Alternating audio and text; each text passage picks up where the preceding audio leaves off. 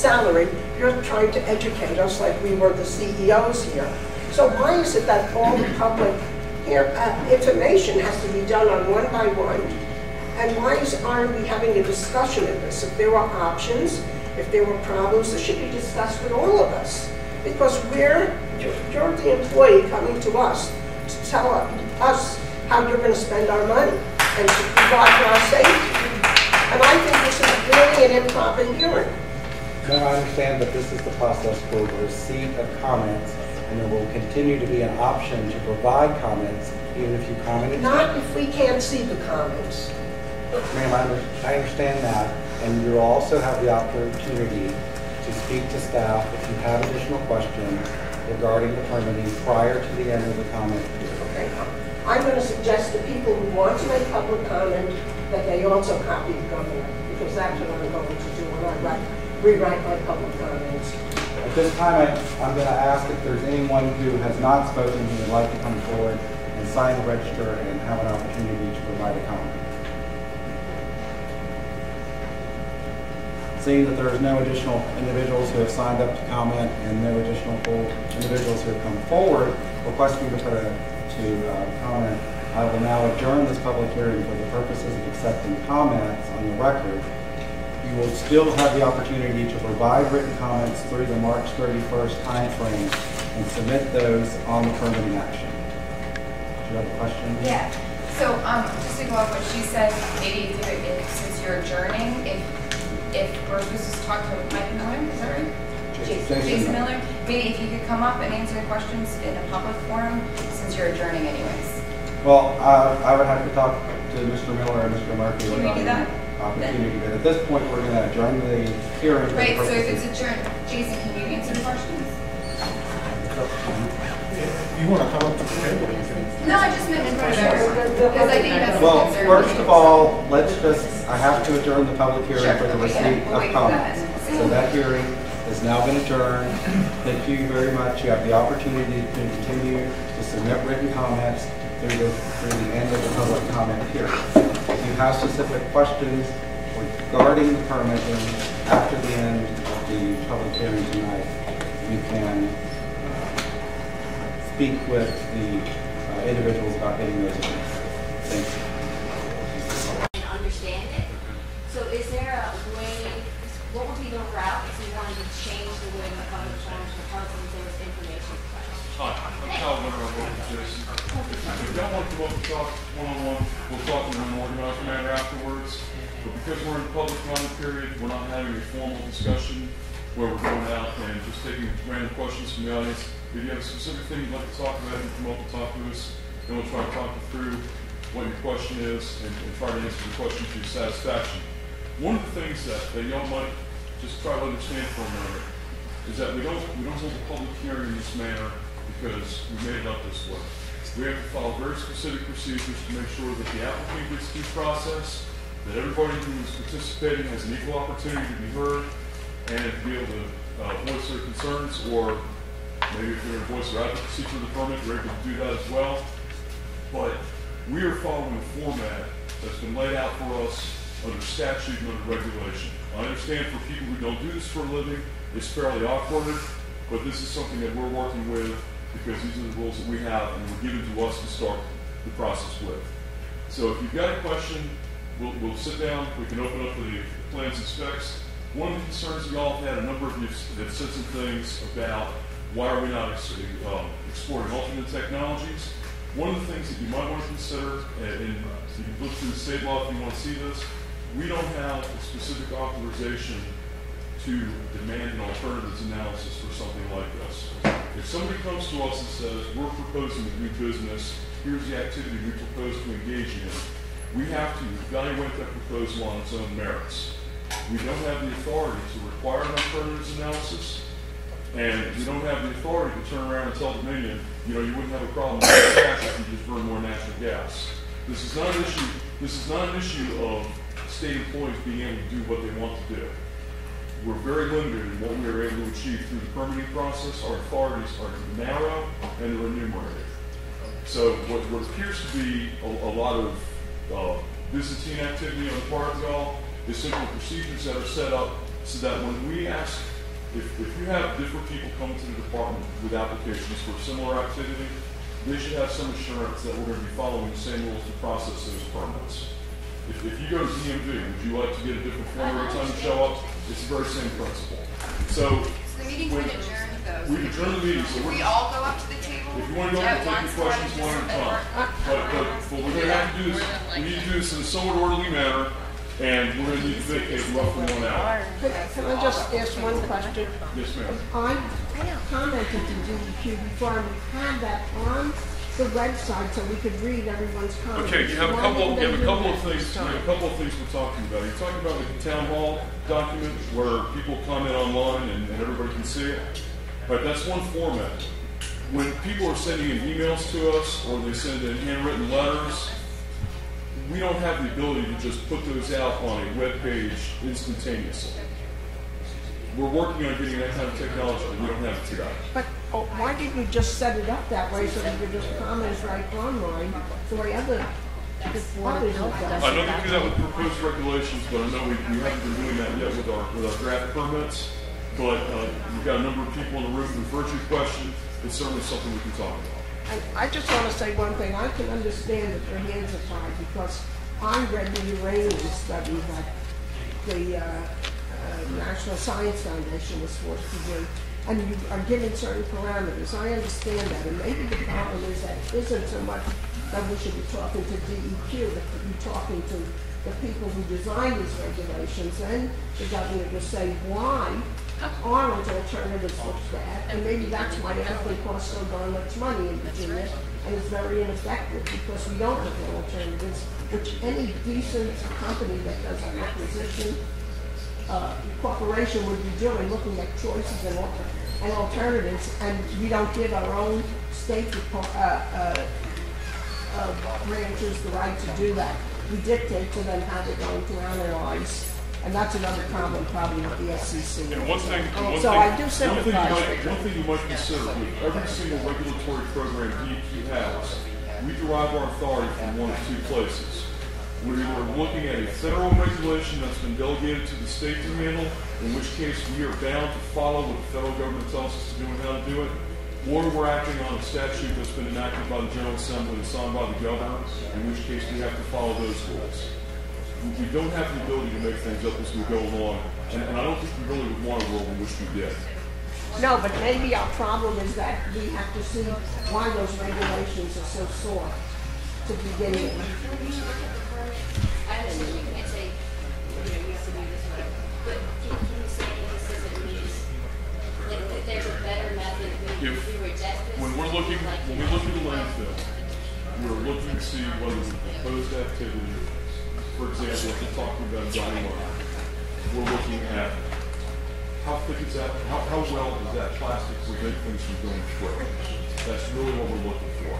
And in order to make sure that what's in the landfill stays in the landfill, we have a couple of different design criteria. And if the permittee submits something that meets those criteria, we don't have the option to go back to them and say, we think you could try harder.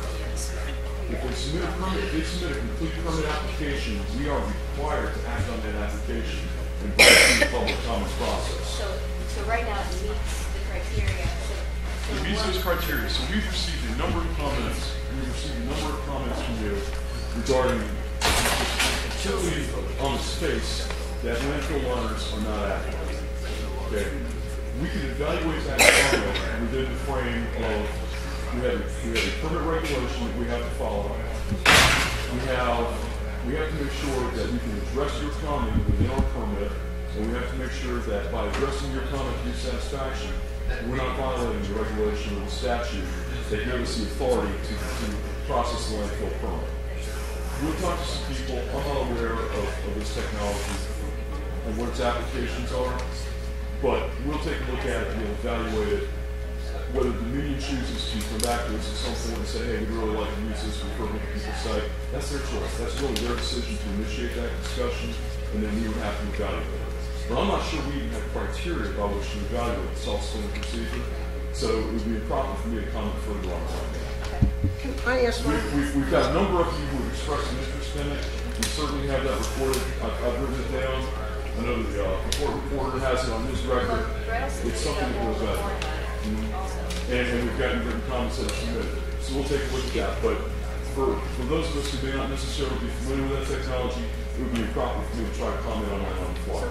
So are you saying so the process that you're telling me is basically they have applied for a permit and it's because it's come to public comment, it's met all of your criteria. So really what you're saying that they would get approved unless we can call if you have comments, if you remember what I read prior to Mr. Williams starting here, what we're looking at is if you have a technical comment where you're going to say that permit, as it's written for that facility as it's designed, is inadequate to protect public health and the environment. If you have a technical basis for that comment, on reviewing that technical basis, we reach a decision where we're going to decide one of three things. Either the existing permit is satisfactory to protect public health and the environment. We're not looking at a best alternative, we're looking at one that meets the requirements and we can issue the permit as written. We could say the existing permit is inadequate, but it can be made better and we can make it adequate by making some changes to the conditions. The third thing would be to simply deny the permit.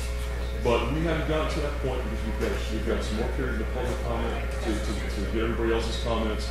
And we do take time and we do sit down and we review these. We do not just casually dismiss these comments because we don't necessarily have an engineer here or something like that. Every comment's reviewed, but in order for you to have the best effect on the process, the comment has to be relevant. It has to be something that can be done. And you have to show that the permit as it's written is not protected. And if you provide an alternative and you want us to exercise that alternative, we've got to have the legal and technical authority to do that. So I mean, if you propose for 50 years, is that correct? when the permit is issued, it is on. It will simply exist until the facility has gone through post-closure care and is at a place where we know So that. it's supposed to protect us indefinitely, whatever methods they're choosing. They'll go through a 20-year period where the landfill will be in operation. When the landfill closes, they'll have to cap it. They'll have to continue monitoring for a period of time, and they'll have to demonstrate that there's no leakage from that landfill for a period of time after what we call post-closure care. There's no erosion on the site, that there's nothing strange coming out of the leachate, that there's no evidence of a leak. And once they got through that post-closure period, then at that point the permit may be terminated. But that doesn't relieve them of the obligation to maintain the site. But at that point, we don't have a regulatory hold on groundwater line or things like that, because the site is basically stabilized. If you consider this, you've got to think about this for a moment. You're dealing with ash. It doesn't decompose. It doesn't degrade. You've got the moisture pressed out of it. You're putting it in basically a clean, dry container that is not exposed to the sun, the wind, or anything that is functioning water. You're then going to put a cap over it that's impervious to rain, so you're not going to have more water percolating through it. Except liners leak. Okay. And we know that. You Okay, but again, you have to ask yourself. But it sounds like you've already decided what you want. I haven't You're decided. sort of selling us on the liner. I'm not selling you on a liner. Okay. I'm just trying to explain something to you. But when you say liners leak, so we can also raise the very same question about the salt technology, because that hasn't been evaluated for a long enough period. I mean, if you said, how long is long enough for the salt? 50 years, 500 years? At that point, we would all be sitting there looking for answers that we don't have. So when Right, you say, so what when we're you say- asking for is the best when you say- available technology. And the best available technology right now, as the permittee submitted it, would be the liner. But that's If not you what have- other states are saying, or the EPA. Okay, we have the information in front of us right now. We've got your comments and we'll evaluate. I can't debate that with you right here.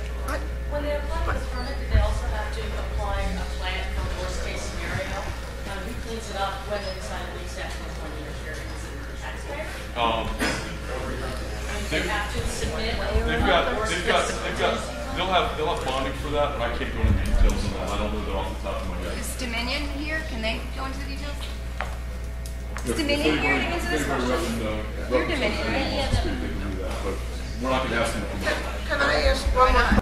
We're just going to look for us to be like, well, So Dominion is assuring us that you will clean up any problem. so how do you clean up groundwater once you If it's have not it? reacting, There's a plan for that. there's different remediation processes. But there is a plan to change groundwater on that. What's the remediation process? What's the remediation process like? Earlier you said that if there's a leak, you can actually stop it, so then there would be a remediation process. We're not sure what that is. Correct. So what is that? There is not one specifically developed. I mean, it's based on findings as far as. So if the liner leaked next year, what would be the process? It's going to hold study. Stop. It appears they haven't been doing this. It's an evaluation phase. We don't have any reason to believe that. Oh, do you know what the options are? What are the options? What are the options? I mean, I don't know if you want to jump in. I'm sorry. As far as the remediation process, I mean, if groundwater, you go into, I mean, there's pump and treat. Yeah.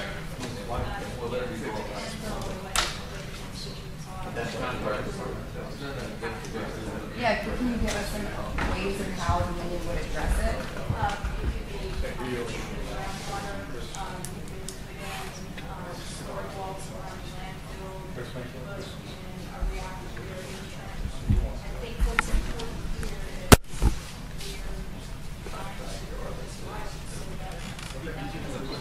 Okay, so but you understand that liners leak.